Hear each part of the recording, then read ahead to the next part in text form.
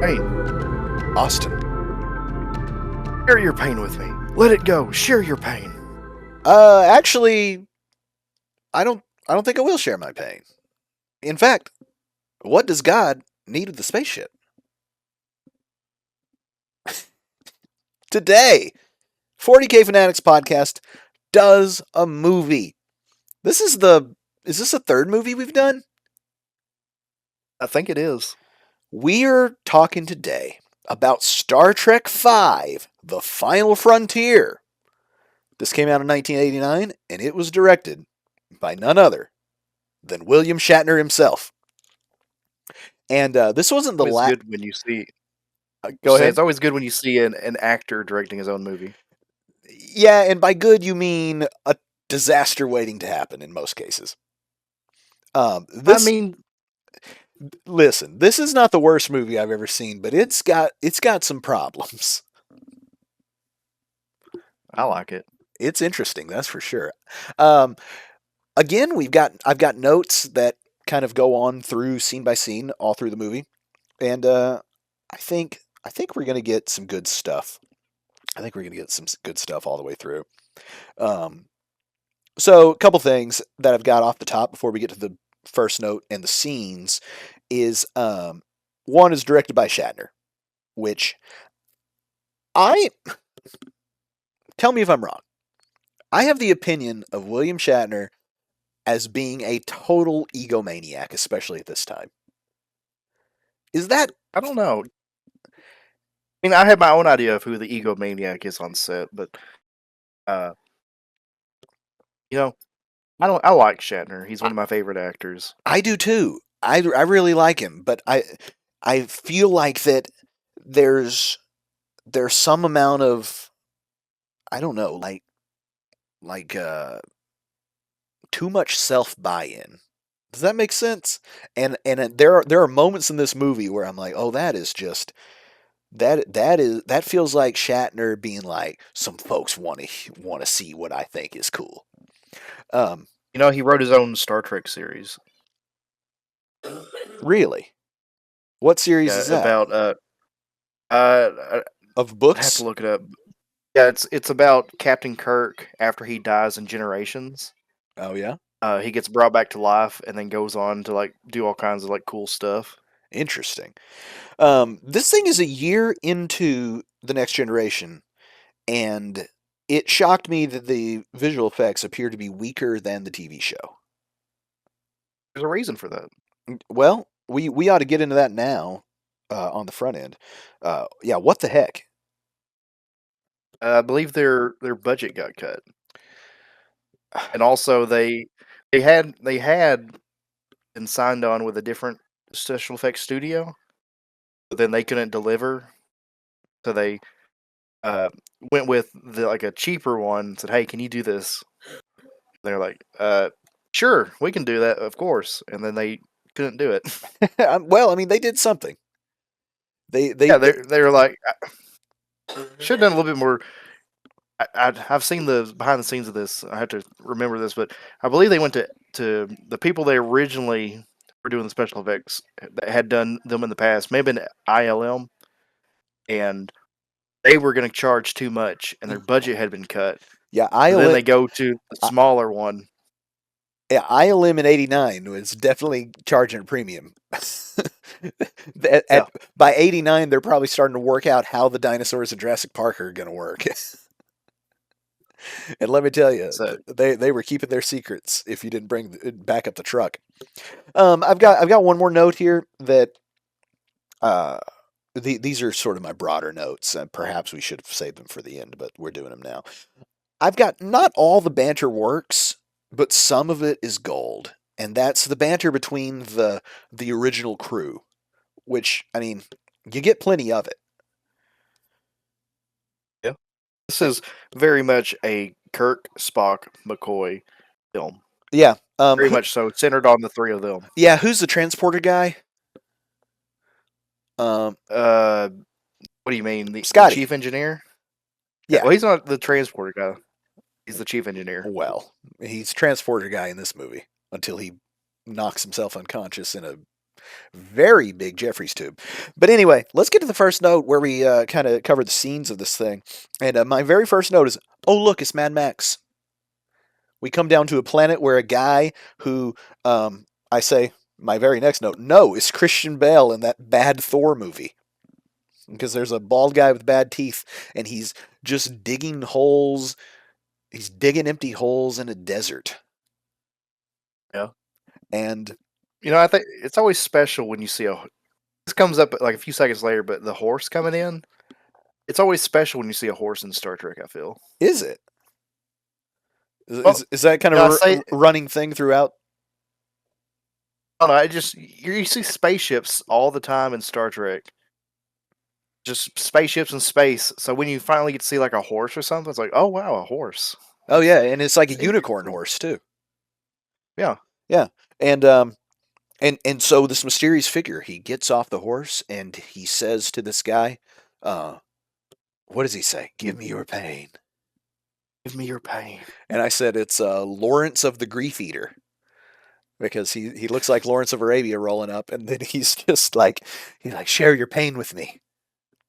And then and the guy, they embrace kind of, and it's revealed that this guy is a Vulcan, and it seems Yeah. that he is doing some sort of mind mumbo jumbo to take this guy's pain away, and now he's got a follower. And then we get the Mental opening anguish. credits. And I said in the Yep. opening credits, I said, opening credit stars are very close together, or the names of on the credits are very, very large, because we are passing stars at a impossible rate. Yeah, it's got that Return of the Jerry Goldsmith theme, which hadn't been used in Star Trek for a while up until that point. Yeah, that's the original one, right? With the kind of hokey synthesizer and all that. Oh, that's the da da da da da da da. Oh, right, That little, yeah, that was also used in TNG. It was originally composed for Star Trek: The Motion Picture, and then hadn't been used in any of the films up until now. Interesting. Well, it may have been used as like a leitmotif, but hasn't been used as like an opening theme for any of the films until Star Trek Five. And then we come to a fine matte painting of Yosemite National Park, still standing, looking beautiful in 1989 and in whatever year that Star Trek portends to be. And Yeah, it looked great, but it also just looked like a matte painting of it, which looked great. I'm never mad at a matte painting. And then I was like, Shatner and his hair dye ain't climbing no El Capitan. he's got wires. Of course, he's climbing. he's, the stuntman free climber is just climbing around stuff, and then it's revealed to be Shatner, and I was like, oh no, oh no, no, no, no, and we get One, quite a bit of a. Go ahead. I was gonna say, the music at this point is one of my favorite among several pieces of Star Trek music. It's this really calm da da da da da. I really enjoy that theme very much. This whole movie has good music in it. Well, so I agree with you to a point, and then I have a note later on that's like, did they just run out of score budget? Because there was a long Okay. stretch where there wasn't any, and I was like, what happened? Because you're right, it was at some point it kind of seemed like it ran out, and I missed it. But yeah, so he's climbing El Capitan, the giant cliff face in Yosemite that is famously climbed by many, and and then and Spock comes with some with oh my gosh. Rocket boots. Yeah, he comes with rocket boots, but they're oh my gosh, Air Jordan. yes, I'm blanking on the thing. They're Chekhov's rocket boots for later in the movie. And we get the first this is the first moment that I thought something might be wrong with the budget, the effects, etc. Is Kirk falls off of El Capitan, and he falls very, very slowly, like it's laying on your tummy on a on a blue screen. Yeah, on the blue screen. Yes, and so he's falling, and Spock turns upside down and goes after him with his rocket boots, and he catches him. And my note is, these are some walking downstairs on the webcam ass effects. Because at one point Kirk is upside down, but we only see him from like his shoulders up. And Spock is got you can see his feet. And then Kirk flips over and you can just see Spock's top half, and at no point do you get a full shot of either of these guys floating. Like they were just like, we can't do the magic trick. We don't have the budget. It won't work. So Yeah. it'd be like if I just got the sky in my face in a shot and said I'm flying. It was I I laughed loud, man. and um and then we get going some more. Um At the campfire. yeah, I don't have any notes on the campfire. I think that was when I was like, man, some of this banter is great and some of it is strange. Um do you have thoughts on the campfire? I think the campfire scene's a real good uh, scene of the Kirk Spock McCoy kind of dynamic going on, which was always a strong point of the original series. Was these three actors playing off each other? Yeah, absolutely. I thought that the row, row, row your boat was very cheesy. Like it made me cringe a little bit. I'm like, Oh, row, row, row your boat. yeah, yeah. I thought that was rough. They brought it back at the end too. I think I thought it was cheesy in a movie that I've seen not long ago, which is Dante's Peak, where you know, they're like, okay, everyone, let's just sing this song, kids, while we roll across the acid lake. I'm like, what are you doing? But um, I also thought it was like kind of on the nose where Kirk was like, "Well, I've always known I'm going to die alone," which maybe that's some reference to a previous movie that I haven't seen in too long. But I thought, what a crazy thing to just walk around thinking. I think it. I don't know. Kirk's always been kind, especially in the movies. He's a real kind of like he's at the end of his time basically, and he knows he's kind of like ready to be put out to pasture. Yeah, And he's got a lot of the whole original movie or not trilogy, but the whole original movie series is kind of about dealing with your own kind of opalescence. yeah, and I guess that's because the first movie came out how long after the original series was over with? Like 10 years. Yeah, you got to imagine at that point too, the conventions and everything had started, and it was this sort of cult following type thing, right? Or if I got the Yep. timeline wrong. But it was like it was really popular when it first came out. Not like super popular. It was like people enjoyed the film, or not. Sorry, enjoyed the series, and then it was going to get canceled after the second season, but they had a letter campaign to bring it back for a third season. But then it got canceled after the third season for good, and then but it managed to survive the '70s by entering into syndication. Sure. So it continued to just like snowball new fans by just being syndicated on television.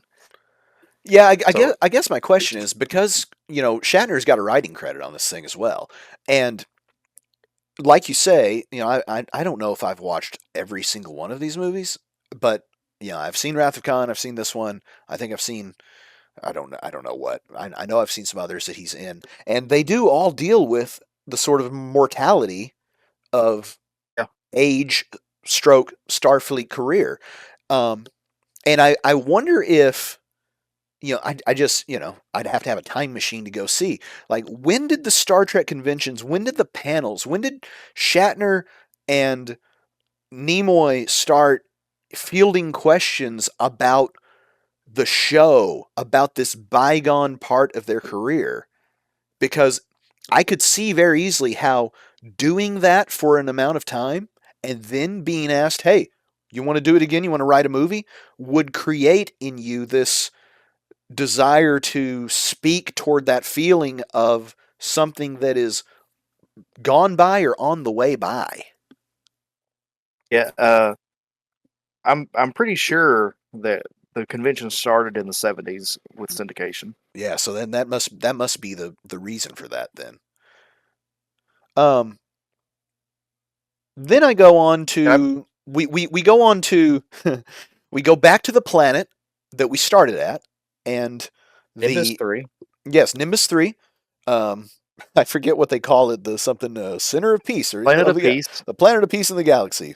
And they go into Paradise City, and I said, inspired Paradise City.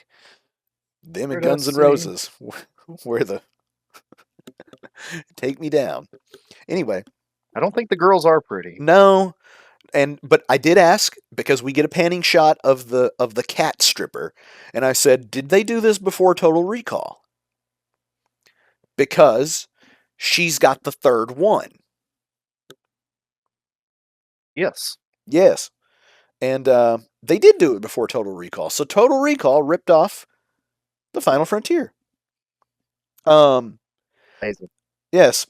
Uh, anyhow, Lawrence of Grief Eater comes in and he captures some delegates of the Romulans, the I got something Klingons, to say about and that the before Earth. we Go get to ahead. that point.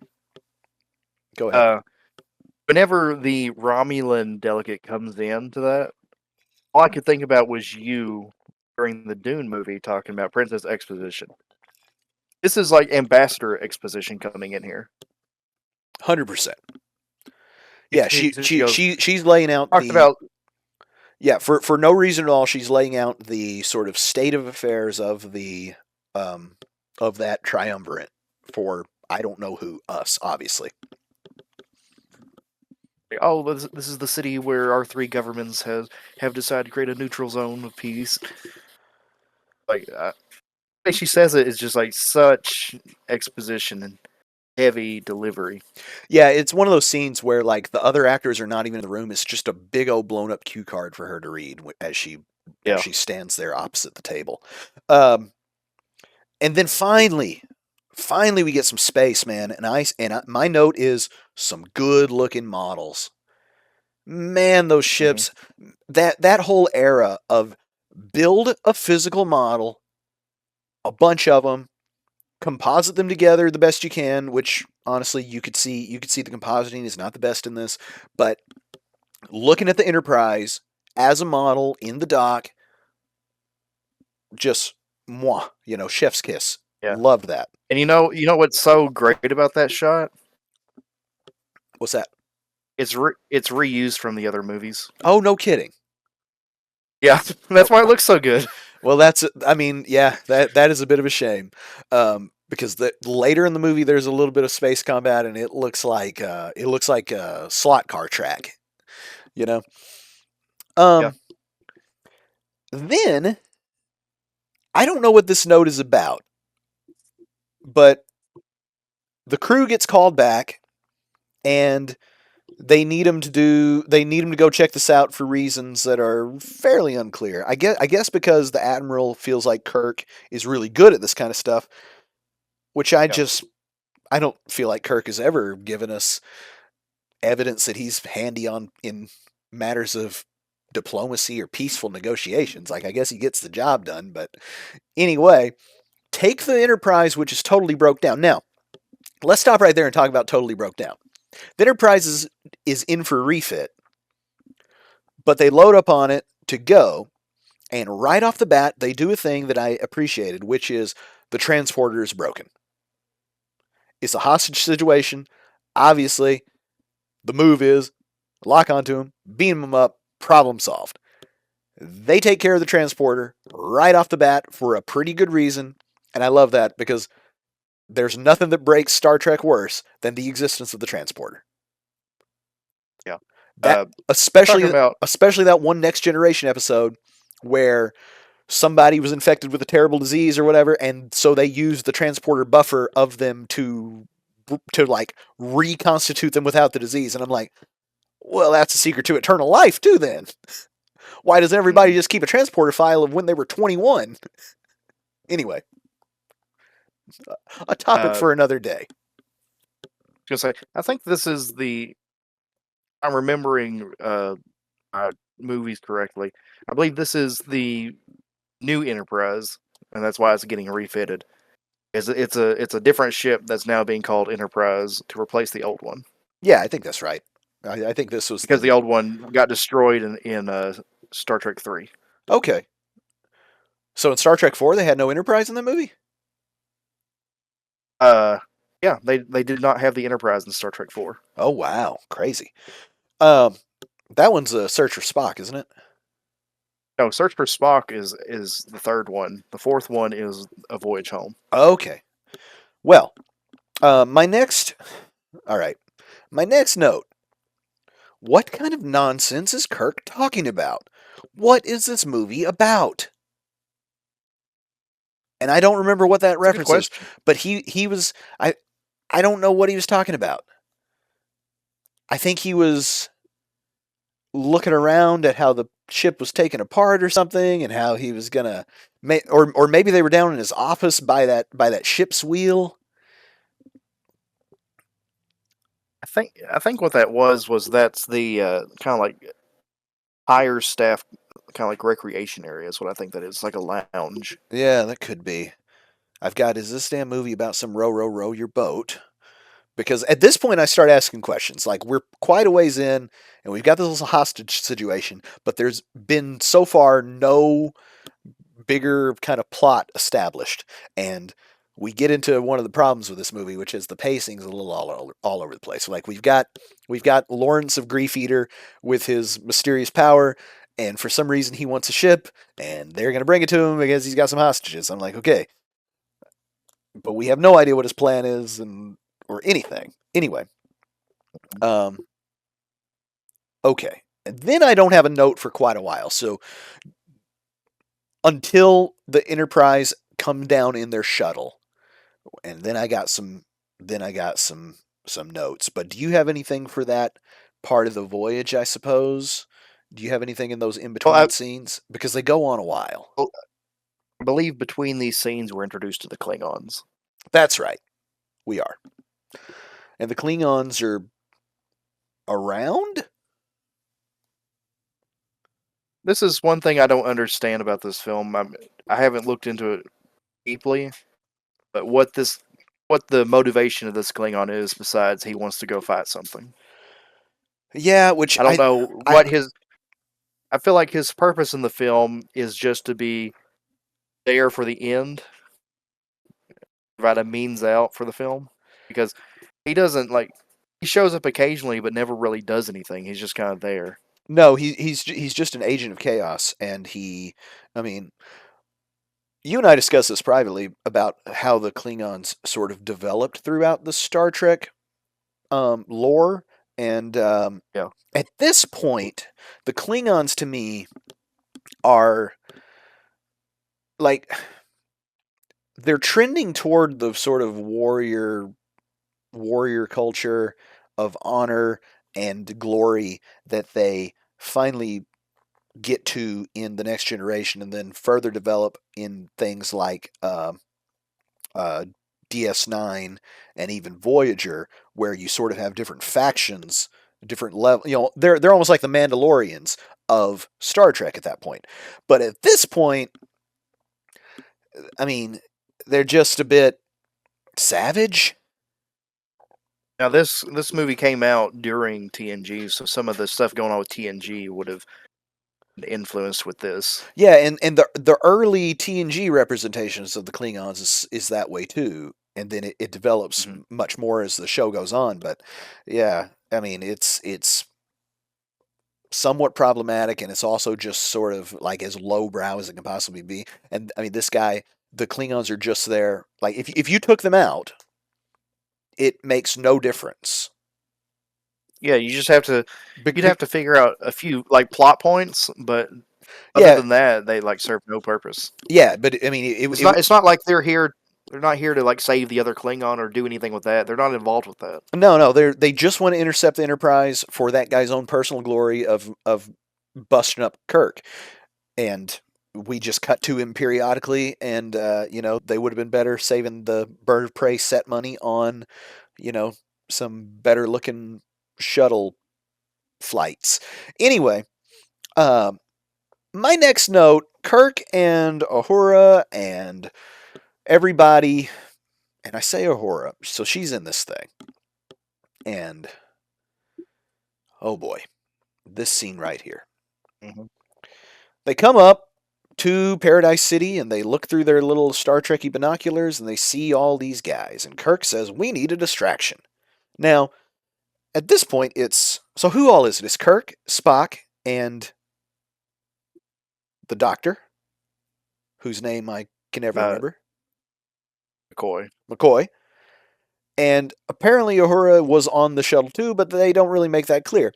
And then, so they say, "We need a distraction." And we cut to the top of a sandy hill in the Mhm. dark, and Mhm. there upon it, illuminated, is a woman with large feathers. She is dancing. She's doing a feather dance. And we pan to her feet, and she's made quite an impression in the sand, as though there's been many, many takes of this. And she's barefoot. And we start going up her Mhm. legs, and we cross quite quickly over the feathers. And all the little goons in Paradise City, who are now followers of Lawrence the Grief Eater, go running out just to I guess gangbang this woman. And then as they approach, Kirk and them jump out and ambush them, and she moves the feathers from her face to reveal it's Uhura, who has at 50, 60 something years old been made to get naked in this movie. And I said to myself, what are we doing? I said, damn, Yeah. they really got our girl to do that for real. Mhm. Like, that to me was some sort of misguided Shatner based fan service. It had to be. Think so. I mean, yeah, quite famously, her and Shatner was the first interracial kiss ever on TV, right? Mhm. What other reason than sort of some strange horniness does that happen? Because I'm like, my note before that, I said, this whole uprising about to get thwarted by being too horny. The idea that, the whole detachment of dudes just like took off like, oh my gosh, let's get that. I couldn't believe it, man. It's like something out of Looney Tunes. It was out of Looney Tunes. It was Bugs Bunny in a dress getting Yosemite Sam to twinkle toes his way out in off a cliff. It was ridiculous. Anyway, you got any thoughts on that? No, I think we covered it. And then, so they get in, and then their cover's blown pretty quick because I guess there were still people that didn't run out to Ahura, even though it appeared to be everybody in the first shot. That, So, that was the scouting party. yeah, the scouting party. The scouting party. Like, uh, anyway. And Kirk runs to the bar where the delegates were being held, and the cat stripper jumps him. And I said, Mhm. not the cat stripper again. So she's got him around the neck, and he's fighting her I suppose, and somehow dispatches her into a pool table that is an actual pool. Yeah, drowns that kitty. Yeah, drowns that kitty. I again at that point ask, what is this movie about? We haven't gotten to that point yet, Shane. And then we do get to that point. I said, my note here, announced your intentions to us too. Shikari. Great Barrier question mark? So I guess this is when on the view screen or however, um, what's his name? Do you have this guy's actual name, or are we just going to keep calling him Lawrence of Cybok. Grief Eater? Name's Cybok? Cybok. Cybok. He finally, I think Kirk asks him to announce his intentions, right? And then he does, Yeah. that's why I'm like, yeah, we would love to know. And so he talks about we're gonna go to Shikari, and we're gonna go to the center of the galaxy through the Great Barrier. And I'm like, okay, at some point in this movie, I wish that there had been some throwaway line about the Great Barrier. Perhaps someone was reading about it. Perhaps there was some sort of just anything to let me know what the hell was going on before now, because at this point, we're like an hour and something in. And there's only, what, 30 minutes left? Feels like it. It's crazy. Um, and and then it's around here. They get back on the ship and stuff, and this is when I asked, have they run out of score money after an hour? Because I think during this whole fight and everything, there was no score either. Like, there was no music. It was just sort of like cartoon sound effect punches and stuff. Um, rabble rouse noise and things. And I was like, are they out of score? And I don't. and then we get on the ship. Do you have I don't have any more notes until we get, spoiler alert, through the Great Barrier. I do like the point where Kirk is telling Spock to shoot him. I feel like that's a real good. I don't. It doesn't look very good for Starfleet with an officer telling Spock, his first officer, to shoot someone like that. Shoot him! Shoot him! Yeah, that's another thing. By the time TNG comes around, the Prime Directive and the sort of the oh gosh, what should we call it? It's not piousness, but there's like a moral code to Starfleet that is front and center at all times. You know? A very humanist liberal. Yeah, very very humanist, very, Earth is told to us to be a utopia for all intents and purposes. Like, the Vulcans didn't even come and talk to us until all our stuff was sorted out and we established warp travel. And that becomes the thing about joining the Federation, is that you have to have all your house has to be in order, You can't have homeless starving people. Earth was not in order very much. Earth was very much not in order when that happened. Was it not? I thought, or oh, so that comes after Enterprise and closer to TNG. That Now, what Do happened I have that was wrong? you first have the eugenics war happen in the 90s Right. with Khan and everyone, and then with the eugenics war, then that leads to World War III in like late 90s, early 2000s, uh, where Earth is decimated through nuclear war, and then basically have a Mad Max world until Zephyr Cochrane then creates the warp drive and goes to space and does like his little warp jump. Then the Vulcans are like, "Oh crap, what was that?" They land on the planet and see what all these monkeys are up to. Oh, I see. Uh, yeah, but Earth, Earth was definitely not in a good place when that happened. The Vulcans kind of came down and kind of like baby stepped humanity. Like here's how to run your society better, and here's a little bit of technology, but you can't have like warp drive that we have. We're Right. gonna make sure you're mature enough before we give you everything. Okay. Well, that's good that that's straightened out. Um, but well, where was I on that? Oh, right. But anyhow, so now Starfleet's formed, but Kirk is still out here, just like like you say, shoot him right in his face, and It's wild. it's wild, right? And in the Next Generation, and even in Enterprise, they talk about Kirk like he is a long gone fossil that would never work now, you know? You And, mean DS9 or Voyager because he wasn't in Enterprise. yeah. But don't they reference him in Enterprise? Or is Enterprise before? I can't keep this straight. Enterprise takes place at the start of the timeline. That's right. Okay. Yeah, so so it's DS9 and TNG they talk about it. And It makes sense, doesn't it? Well, Yeah. however, I guess there's a lot of retconning that happens then with Enterprise because Enterprise doesn't it have? Am I misremembering? Doesn't it have a Klingon arc that the Klingons are a little more um, sort of modernized to how we know them by the time it's DS9, TNG, etc.? So the whole thing with that is the Klingons are introduced looking like the Klingons that we know. Then in a later season, or so it may have been season 2 or 3, they then introduce that the Klingons have gotten technology from Earth for the whole eugenics program.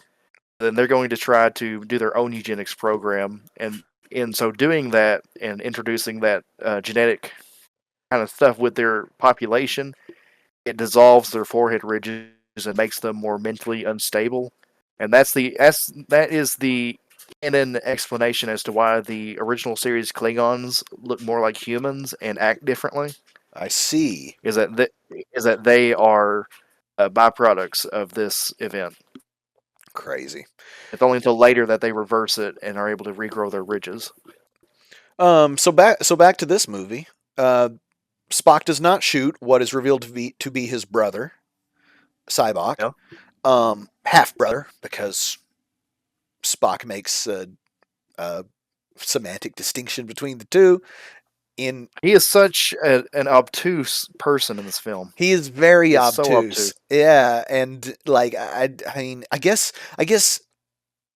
his his literalist straight man has always been the foil to Kirk's, you know, do what I say, not what, or do what I mean, not what I say type person. However, this is what I was talking about in my earlier, more general notes. Is some of this banter really works, and some of it just feels like that was the best take you got. Was What I feel like it is a lot of Spock's behavior in this is we're still reeling from him having died and been reincarnated. Yeah, well, they make reference Uh, reference to that around the campfire. yeah, I feel like that's why he's still really obtuse and not exactly the Spock that we know. He's still kind of got that residual wonkiness he I feel, had in Star Trek 4, but he's getting better. yeah, I feel like that McCoy though too is so one note in this that it almost becomes like he becomes a cartoon character. Like he's just curmudgeonly and against everything that anyone says, which was strange because I mean I haven't watched a whole lot of original series, so I don't, maybe that's always how he's been, but like That is how he's always been. I want to touch on this for a second. The Kirk Spock mechanic yeah, or dynamic. The way it works is that Kirk is sort of our main character. He's our guy, and you have on either side of his shoulder during like moral situations, moral dilemmas, and situations. You have Spock on one side on his shoulder. He's his angel of logic, yeah, saying, "Well, we can't do that because that's not the logical thing to do. Even though people will die, it's logical that we have to do it this way." And then you have it's like we have to do it. People are going to die, but that's just how it logically has to happen. Then you have on his other shoulder, you have McCoy, who is the angel of the heart, and he is there going, "All right, Jim, can't you see? People are going to die. You can't let people die. That's immoral. How can you live with yourself like that?" You have the head and the heart like conflicting each other with these characters. That's kind of how the whole dynamic works. And then at the end, Kirk kind of like takes both viewpoints and tries to find a solution to it using both viewpoints. yeah. No, I get what it's supposed to do, but I feel in this movie, it it was just I imagine what you say about the budgetary situation with this movie that they just didn't have enough time. Yeah. Like there's no way that they got, because some of these conversations, especially McCoy's part of them between Spock and Kirk, are so clunky with McCoy coming in at like, he's coming in at 10 to just be disagreeable, and there's no way they looked at that afterwards at the end of the day and thought, yeah, we got it, you know? And but I No imagine idea. they were like, we got we got 45 minutes. Give me one where you're at a 5, McCoy, and give me one where you're at a 10, and we'll take the one we like best.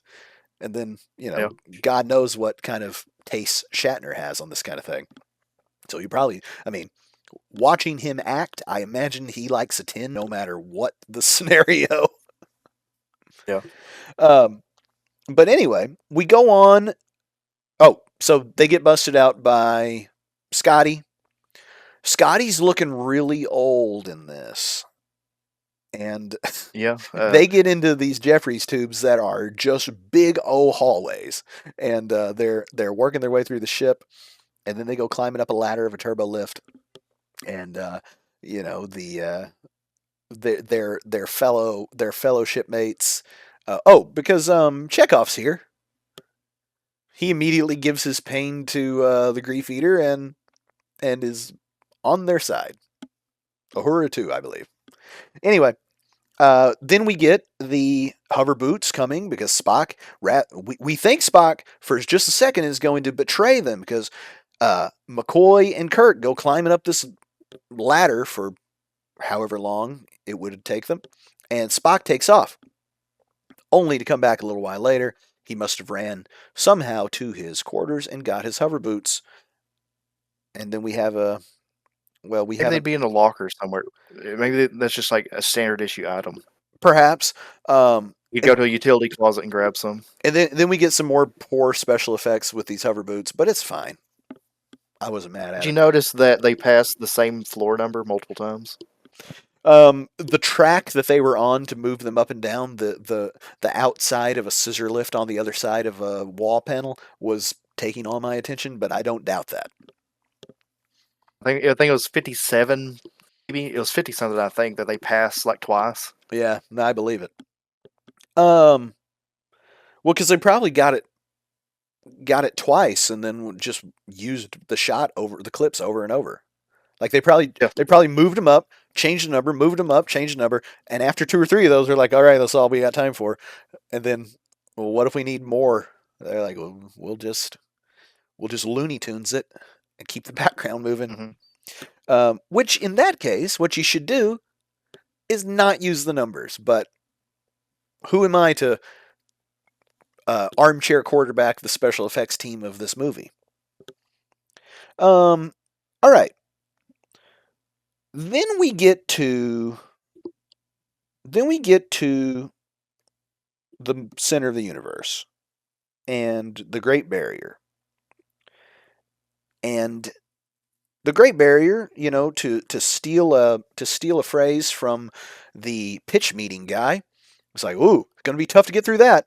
Actually, it'd be super easy, barely an inconvenience. They'd roll the ship through. Turns out the Great Barrier is not a barrier at all. You can just drive through. I was like, okay, can't believe no one's ever tried that. If this Great Barrier at the center of the universe is something that anyone knows about.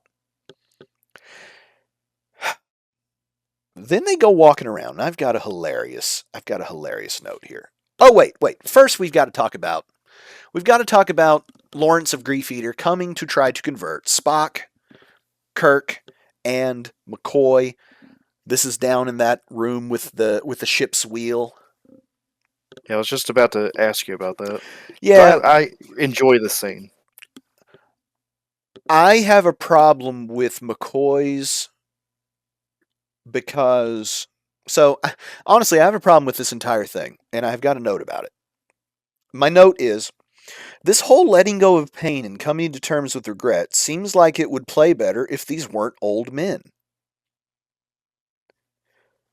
So, Okay. McCoy is shown because apparently we get a look into what Cybok is doing when he's like, share your pain with me. Yeah. And he's creating like an illusion of a memory of a painful moment in people's life that with the regrets and the sadness, sorrow, grief that they carry. And also, he's apparently able to bring the others into it because Kirk is like interacting with this thing too, which I thought was kind of funny. So it's sort of like it's your dream, but they're in it too, and I'm here. Everybody's here, uh, which is hokey as can be to think about, but it makes for a more It makes for a more easily communicated narrative device. Yeah. McCoy sees his dad, and his dad is on a bunch of life support with some sort of incurable disease. And he asks McCoy to pull the plug. He doesn't want to live like this, and so McCoy does.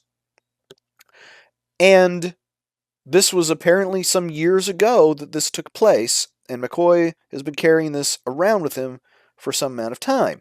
Now, my problem with this is I just don't buy that McCoy, who is a pillar of wisdom most all the time, who is long in the tooth, who is a doctor to begin with, is carrying around all this guilt about this still, that he is in no way resolved this grief, this trauma, this sadness in him.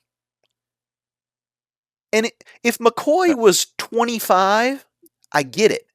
But when you're looking at McCoy, looking as old as his dad there, nearly, I just don't buy that not only would this be something that is completely unresolved, but unresolved to the point that if Cybok resolves it, that you would then follow him to your doom, potentially.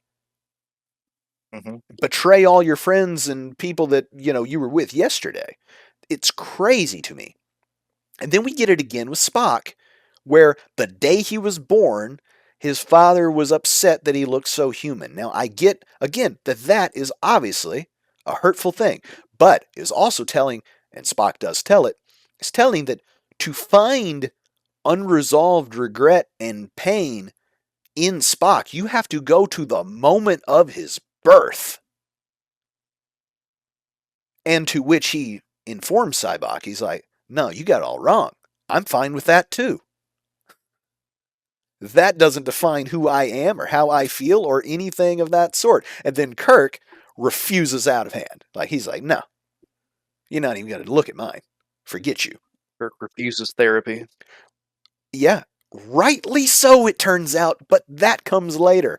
But tell me your thoughts on this, because I just thought it was such a with a with our original crew being so old and so tested and so known to us to be these um I don't know if paragon is the right word, but like they've got some life experience that should bring them beyond these sort of relatively trivial things that we're shown. But go ahead. Well, I think the main thing with the McCoy thing is that he is a doctor, and yeah, has taken the Hippocratic Oath. He's not supposed to harm people, and so killing his father like that, he kind of like goes against his oath. And then it's revealed.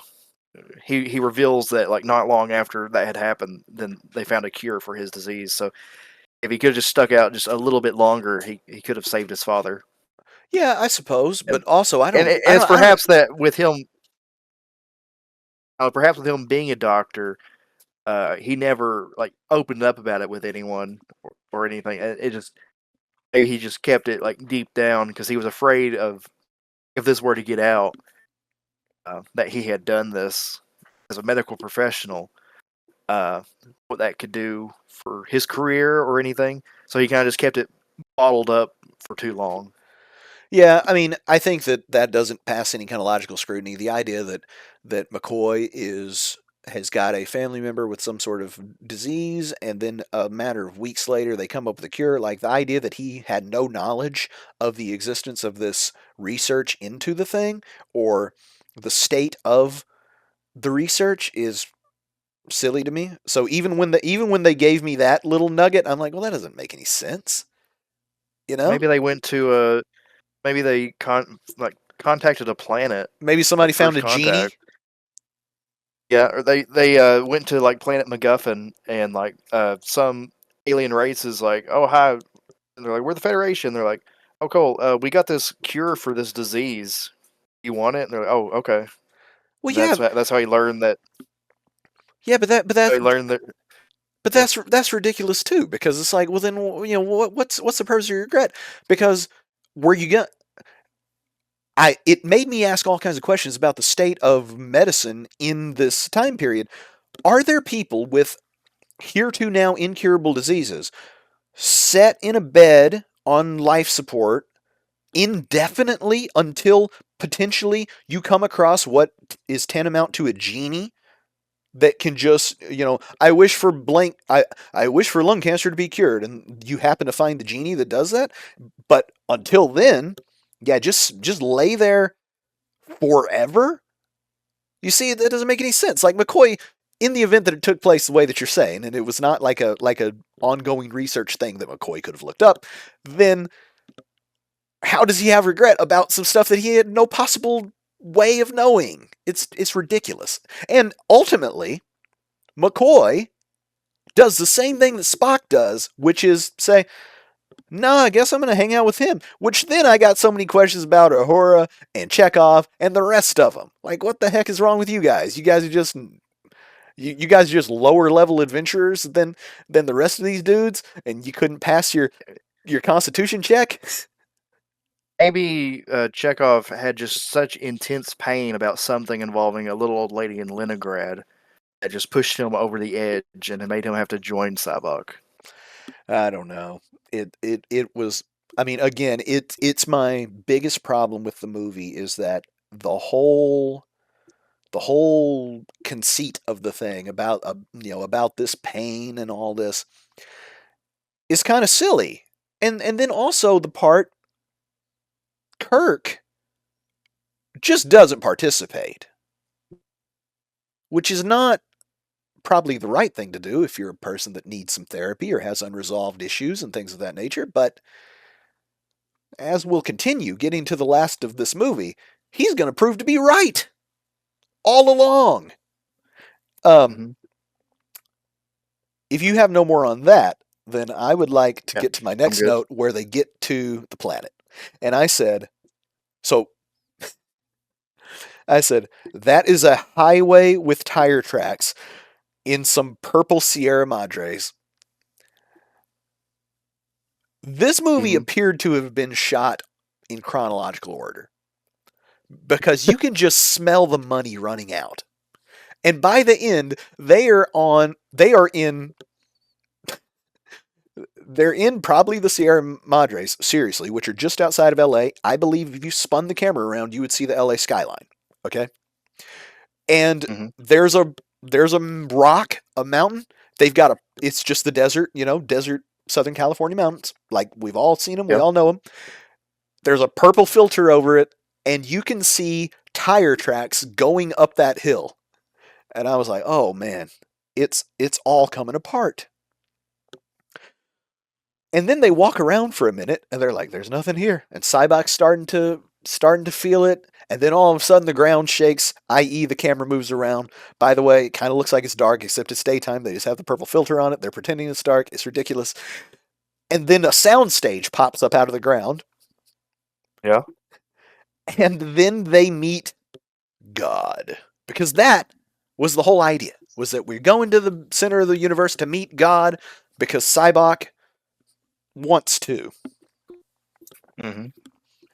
And take it from here. What the heck are we even doing here? Because at this point, we've had 30 minutes of movie and we've gotten a whole movie worth of plot. Like, this is what it should have all been about. Not so much the hostage situation and all that all the time we wasted with that. Mm-hmm. But what the heck even is this? It's just an entity, isn't it? Yeah, it's a primordial entity that was imprisoned. Some people, I think, speculate it could have been the Q that imprisoned him into the center of the universe.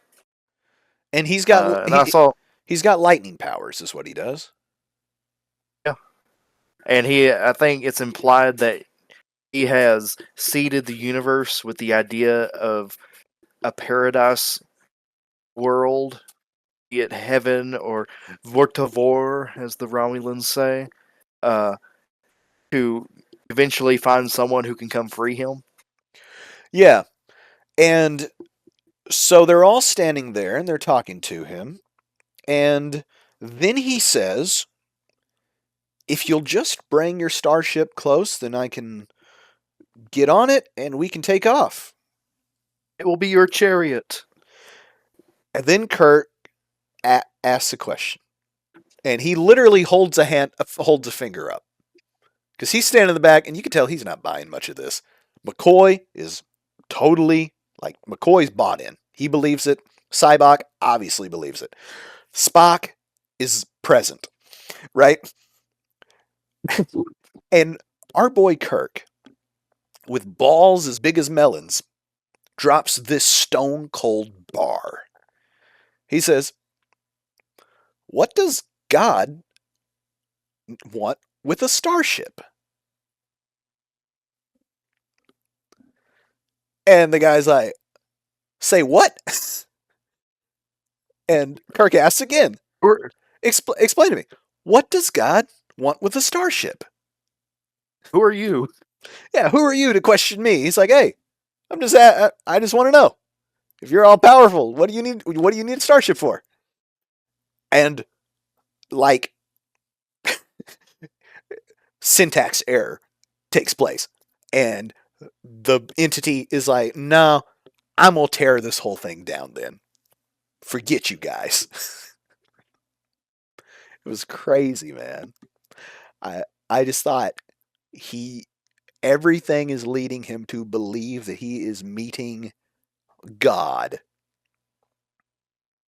But this dude was like at the first scent of BS is like, "Hold up. Just wait a minute." Tire screeching sound to the whole proceedings. Ah, what does God need with a starship? No, if you could just tell me that, then I'm cool. Yeah, no, we'll do whatever you want. But you let me know how that gels with all the rest of it. And the entity is just like, "No, this guy got to go." And then, of course, it just becomes an earthquake sort of runabout situation.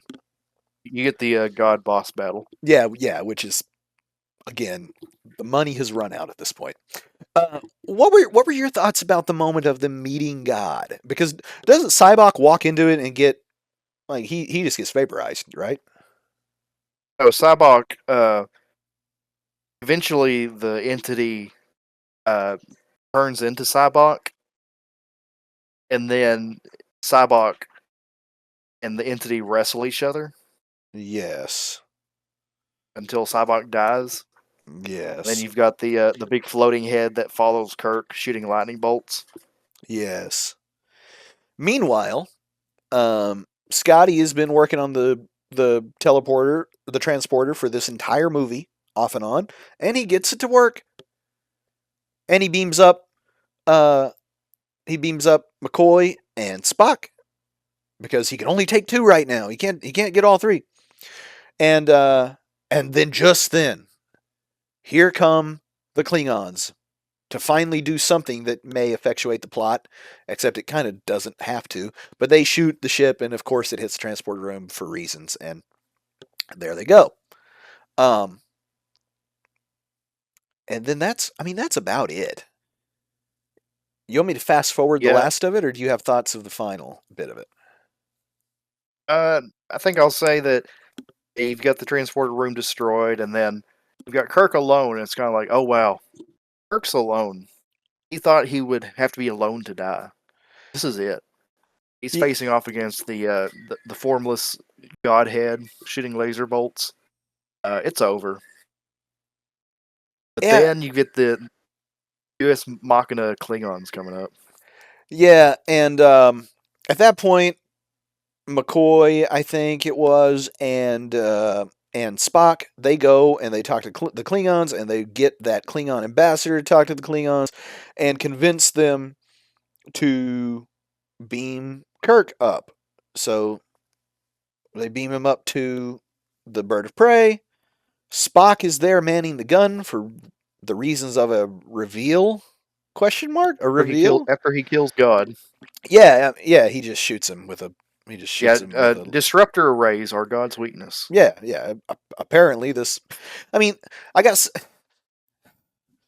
this Great Barrier thing. Okay. Apparently, it's existed like for all time, and they're like, we send probes into it and nothing comes back. And I'm like, you guys, not just you, but like no Romulan, no Klingon has been like, okay, Jim, we're sending you in. You know what I mean? Hmm. Just the idea of this thing is impassable, but it's totally passable was so silly to me. Um, you know, like this entity is not that tough. It turns out, not that tough at all. I, I do want to say that I find it frustrating at times when we're introduced to this interesting concept of what if Star Trek met God? It's sort of a this is what we're looking at or the story, and then our resolution to the situation is just shoot them. Yeah, yeah. Uh, Just shoot him, Spock. yeah, uh, Spock shoots him with a gun and he blows up. That's our conflict resolution. I'll get on later what my big takeaway with the film is, but Well, we're go there. on. I mean, at that point, the Klingons are, they've basically the young Klingon dude has been told, "No, back down, you're tripping," and he says, "Okay," Yeah, and everybody goes home. and they have an after dinner party. They go back to camp at Yosemite, and they sing "Row, row, row your boat," and Spock even participates because at some point in all of this, he had time to look it up and learn the words because at first he didn't know the words, and Kirk explained the words because there aren't any. But again, pretty cheesy to end on, but fine, I suppose. But let's get down to what we thought about it on the whole. Um, this was not a good movie, but it wasn't. I mean, it's not the worst movie I've ever seen in my life. It's just, you know what it is But my first foray into Star Trek was The Next Generation. mhm. And later seasons of it, in fact, was my first introduction. And the storytelling, the writing, the acting, the special effects, the staging, the costumes, the concepts were so strong at that point that it is always difficult for me to adjust my expectations to the level of camp that the original series insists upon. Um, I didn't put it in my Okay. notes, but there's a long shot where you get to see what these uniforms that Kirk and the boys are wearing, and they've got these ridiculous bell-bottom pants that are, that are a throwback to the '70s. I mean, and I got to stop you right there because I this is my favorite Star Trek uniform. really, Yes, I love the original series movie uniforms. you like those big old belts that point down because they all have two big bellies. Yes, I love them so much. And when I played Star Trek Online, this was the uniform that I wore on my character. Was the original series motion picture uniforms. Well, I mean, look, TNG is not without sin either because those season one leotards were an atrocity. Okay, so but it's just the same thing that we had with Dune. In our review of Dune, we talked about it. How some of these older movies like this, and this one almost seems out of time because it's recent enough that I don't think it should have been this way. But it is made by people, and I don't know, for people necessarily, that had a very early proto sci-fi handle on things. You and I watched the first Planet of the Apes together, and I had a lot of these similar gripes of these concepts are great, except it's like they wrote them down on a napkin and then said, "Okay, let's go make the movie," without Yeah. finishing the sort of building out of the concept. Like you say, man meets God, and they hit him with a turbo laser, and that's the end of it. Hmm. it's it's just silly. You know, there was actually going to be even more to the climax than that. Uh, there's test footage of it, but they were going to have animatronic costume rock monsters for Kirk to fight Oh as well. no! So he can do the two hand Yeah, so back he can back of do the the neck awesome slam. two-handed, yeah, the two-handed back slam and all that, which I love, by the way. Yeah, Uh, see, you come from it from a different spot than me. I'm very much an original series fan. I'm Uh, I'm a TNG and a Voyager guy. My and favorite Star Trek episode, and it's not even close, is Measure of a Man, where Data is on trial to attempt to maintain his liberty and humanity, or relative sovereignty. yeah, That's my favorite one, where poor Riker has to be the prosecution, or I suppose I don't know if you'd call it the prosecution in that case, but he's it's got to try to it's rough, man. convince people that that one of his friends isn't real. To then be shipped off and taken apart with Yeah, no possibility of being reassembled. just rip your friend's arm off. See, he's not real. If I cut Pinocchio's strings, You see what I'm saying? yeah. The concepts were so much better fleshed out, and in this they are not. But I mean, should we give a rating to him, or do you have some more final thoughts about this? I think my big takeaway of this is that there's so much, like you were saying, unfinished ideas. There's so many like little like sprinkles of interesting ideas and takes with this that they could have done, just weren't done, and it frustrates me when I watch it, because when I watch this I feel like I can see a good Star Trek movie inside it, but just everything going up against it prevents it from ever happening. There's another part to it too, which is Cybok was exorcised from the Vulcan Vulcan society because he he believed that emotion and spirituality and the not logic was the way Yeah. to enlightenment and personal growth, etc. And I'm like, that right there, just the idea, like I could see a movie where Cybok seeks the center of the universe for whatever reason, and he's got Vulcan, um, you know, tantamount to cultists, sycophants that Yeah. like he's got together this whole bunch of Vulcan um, expats, right? That would be Mhm. so much more interesting than, well, he's kind of magic and he just sort of voodoos everybody into following him. Because then you wouldn't have to have the whole hostage situation, and we could have actually got some peeks at what Cybok was trying to accomplish. Because ultimately, he's not a bad Mhm. guy. Like once he finds out that the guy's not God, he's just as disenchanted as the rest of them. You know, Yeah. like it Yeah, he's he's not who what was the guy's name, the drink the Kool-Aid guy. Is that yeah. Koresh? He's very much not really much of an like antagonistic villain, I guess.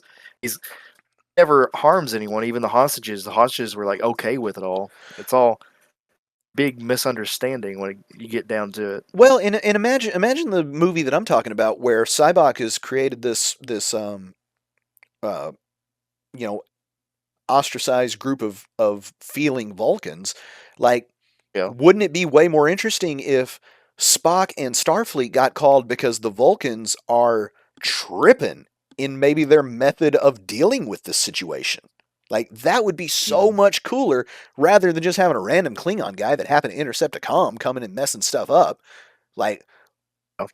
because you would create this drama where it's like both you types of Vulcans are being the same, negative sort of energy, right? Mhm. That would be way cooler than what we got. But again, and I feel like this is the other part of it. And I get this a bit with all of the Star Trek original series movies, is it seems like for all of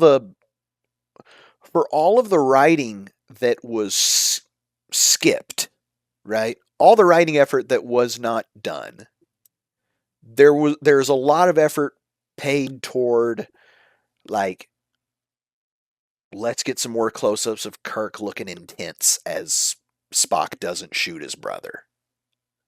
Mhm. And that's the sort of thing that makes me think that there's probably some, like, wildly unchecked egomania going on in spots. But I could be wrong. I don't know. William Shatner in all kinds of interviews and everything seems like a nice guy. I even like him on Twitter. But back then, who knows? Who knows? Hmm. But that's what Yeah. I got. What I mean, I'm ready to put a number on it myself, and then you can wrap us up. I give this a perfectly average movie 5 out of 10 because there are moments where the banter between the original dudes is solid gold, and there is a so bad it's good effect going on periodically in this movie with the Hmm. effects because they're so poor, and then the end is just an absolute fumble, and so that's it. 5 out of 10 for me. Yeah, I mean, I'd rate it somewhere around there, 5 or 6. Just if it's definitely, if you compare it to all the other Star Trek films, this is like the bottom of the films. This is the worst one, but it's by no means like a bad movie. Like Yeah, it's easily watchable. yeah. I mean, that's the thing. At some point, it's kind of fun to just see people run around and do shenanigans, and you get that. Um, Yeah. it's just not. It's not. It's not that two-part season finale of TNG where Picard is assimilated by the Borg, right? It's not that. Mhm. Uh, which I mean, Star Trek movies are a funny one because you say this one's kind of at the bottom, and I would say that the bottom, this sort of 5 out of 10 level, is probably, I don't know how many movies there are, but I bet you 70% of them are in this 5 out of 10 level. Really. Yeah, and then no Well, tens, here, no tens, and probably a here. couple of eights. Yeah. Well, I mean, this isn't like just absolute like pure cinema filmmaking. These are the Star Trek movies, and I mean, I'm looking at them looking at just the original movies because I know the TNG films are even more hit or miss than TOS films. Oh yeah, yeah. See, I'm kind of taking them all. I mean, honestly, if we were just gonna say what are the best Star Trek movies, it's probably those Kelvin movies because they kind of function the most as movies. But honestly, but you and I both know the best Star Trek ever are the single episode or multi or no more than 3 episode arcs from pick a series. Yeah, But this has been us doing a movie. Did you give it a 5 or a 6? I gave it a 5 or 6. Okay, Just 5. within that range, I think. Yeah, It depends on the day what I it, think of it. that's right. I tell you what, I'd be willing to watch another one. It's they don't. The thing is they don't hurt you, right? Sometimes you watch a Yeah. bad movie. Dune, the Dune movie hurt me. That thing, like, physically upset me at times, just that I had to just keep trying to keep my attention on it. It was so Hmm. terrible. But this thing, it was fine. It was a little long, but it was probably just long because the pacing made no sense. Anyway, that's us doing a movie. I'm Shane, that's Austin. Let us know in the comments what you think about Star Trek V, The Final Frontier. It certainly has a lot wrong with it. And also, let us know what movie you'd like to see us talk about next. We've decided, folks, that we're not going to do Lord of the Rings and we're not going to do Star Wars. And the reason why is because everything that can possibly be said about both of those has been said. Hmm. Like Yeah, they're kind anything of. that we would contribute to those discussions, we believe someone's already done it somewhere. I mean, if we're talking about especially something like Star Wars and Lord of the Rings, what is there to say besides, oh yeah, this is good. I like this. I like this part of the movie. It's really good. There's, we're looking for more films that kind of has more contention to it. You can have more kind of like discussion with it.